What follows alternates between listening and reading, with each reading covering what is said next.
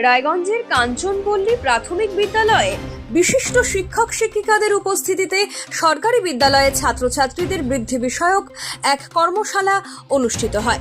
2026 শিক্ষাবর্ষ শুরু হওয়ার প্রায় 2 মাস পেরিয়ে গেলেও উত্তর দিনাজপুর জেলার অধিকাংশ সরকারি বিদ্যালয়ে গড় ভর্তি 20 থেকে 25 জন মাত্র। কোথাও আবার একজন শিক্ষার্থীও ভর্তি হননি। অন্যদিকে অভিভাবকদের ঝোঁক বাড়ছে বেসরকারি বাংলা ও ইংরেজি মাধ্যম স্কুলের দিকে। ছাত্র সংখ্যা হ্রাসের ফলে দেশে প্রায় 89,000 সরকারি স্কুলের বন্ধের আশঙ্কা দেখা দিয়েছে, যেখানে 2022 থেকে 2025 সালের মধ্যে বেসরকারি স্কুলের সংখ্যা প্রায় 20% বৃদ্ধি পেয়েছে। এই পরিস্থিতিতে শিক্ষারত্ন প্রাপক শিক্ষক গৌরাঙ্গ চৌহানের লেখা সরকারি বিদ্যালয়ে ছাত্রছাত্রী সংখ্যা বৃদ্ধির উপায় বইটির বাংলা, ইংরেজি ও হিন্দি PDF কপি শিক্ষক শিক্ষিকাদের মধ্যে হোয়াটসঅ্যাপে বিতরণ করা হয়। আজকে কাঞ্চনপল্লী প্রাথমিক বিদ্যালয়ে রায়গঞ্জের বিশিষ্ট শিক্ষক শিক্ষিকাদের নিয়ে সরকারি বিদ্যালয়ে ছাত্রছাত্রী সংখ্যা বৃদ্ধি বিষয়ক একটি কর্মশালা আমরা করলাম। আমরা কাঞ্চনপল্লী প্রাথমিক বিদ্যালয়ে এই কর্মশালার মূল উদ্দেশ্য, কাঞ্চনপল্লী প্রাথমিক বিদ্যালয়ে 15টি স্টুডেন্ট ছিল এক সময়, 2-3 বছরের মধ্যে এখন 250-র উপরে স্টুডেন্ট হয়েছে। তো কিভাবে করে ছাত্রছাত্রী সংখ্যা বৃদ্ধি করা যায় সেই বিষয়ে বইমেলাতে একটি বই প্রকাশ করা হয়েছিল, how to increase students government schools. এই বইটির PDF কপি আমরা আজকে জেলা জুড়ে আমরা ছেড়ে দিচ্ছি, কারণ আমরা দেখতে পাচ্ছি রায়গঞ্জ শুধু নয়, উত্তর দিনাজপুর শুধু নয়, পশ্চিমবঙ্গ এবং গোটা দেশ জুড়ে যেভাবে করে ছাত্রছাত্রীর সংখ্যা দিন দিন সরকারি স্কুলে কমে যাচ্ছে এবং বেসরকারি স্কুলগুলো বেড়ে যাচ্ছে এবং স্কুলগুলো বন্ধ হয়ে যাচ্ছে। প্রায় 89,000-এর উপরে স্কুল গোটা দেশে বন্ধ হতে চলছে। সেই জন্য এটি 3টি ভাষাতেই এই PDF কপি দেওয়া হয়েছে। প্রতিটি বিদ্যালয়ে তাদের ডিজিটাল বোর্ডে বা কম্পিউটারে সেই PDF থাকবে, বইটি থাকবে।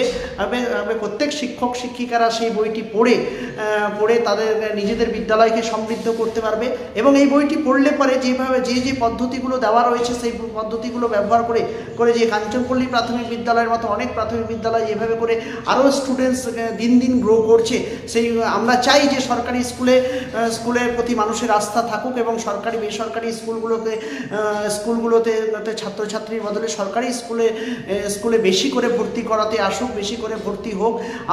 আমরা এবছরও দেখতে পাচ্ছি যে উত্তর দিনাজপুর জেলায় কিন্তু বিগত বছরগুলোর তুলনায় কিন্তু ছাত্র সংখ্যা সরকারি স্কুলগুলোতে কিন্তু কমতে শুরু কমছে।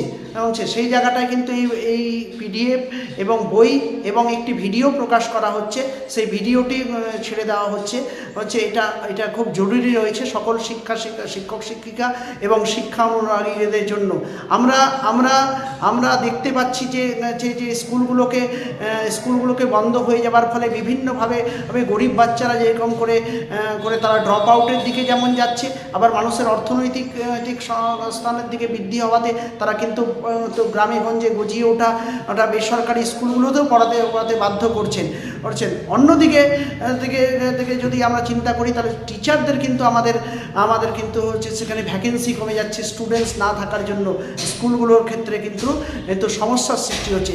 সেই জন্য এই সমস্যার সমাধানের জন্য এই বইটি খুব উপযোগী। এই বইটির PDF কপি এবং ভিডিও কপি সমস্ত শিক্ষক শিক্ষিকাদের জন্য 3টি ভাষায়, বাংলা, ইংরাজি এবং হিন্দি 3টি ভাষাতেই দেওয়া হলো। আমরা আশা রাখছি যে এই বইটি প্রত্যেক শিক্ষক শিক্ষিকা যেমন কাজে লাগবে, তেমনি আগামী দিনে যে সমস্ত স্কুলগুলোতে ছাত্র কমতে শুরু করেছে সেই স্কুলগুলোর সাথে আমরা বিদ্যালয়গুলোর সাথে বসে নিয়ে আরও কী করে স্কুলগুলোতে ছাত্র সংখ্যা বৃদ্ধি করা যায়, কীভাবে ওয়ে আউট বের করলে পরে ছাত্র সংখ্যা দিনের পর দিন গ্রো করবে সেই বিষয়ে আমরা কর্মশালা করব। আমরা কাঞ্চনপল্লীতে করলাম। আগামী দিনে যে সমস্ত স্কুলগুলোতে একদমই স্টুডেন্টস কম, সেই সমস্ত হেড টিচার, TIC এবং অ্যাসিস্ট্যান্ট টিচার সবার সাথে বসে আমরা এই বিষয়ে কাজ করব।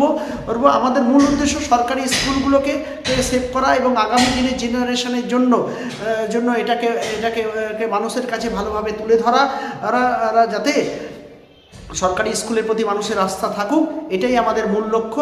আগামী দিনে এই বিষয়ে যেখানে যেখানে স্কুলগুলো বন্ধ হয়ে যাবে সেখানে আমাদের টিম আমরা গিয়ে পৌঁছে সেই স্কুলগুলোকে খোলা এবং ছাত্র সংখ্যা বৃদ্ধি বিষয়েও কাজ করব। এখন আপনিও রিপোর্টার, আপনার এলাকার যে কোনো খবর পাঠান এই নম্বরগুলোতে।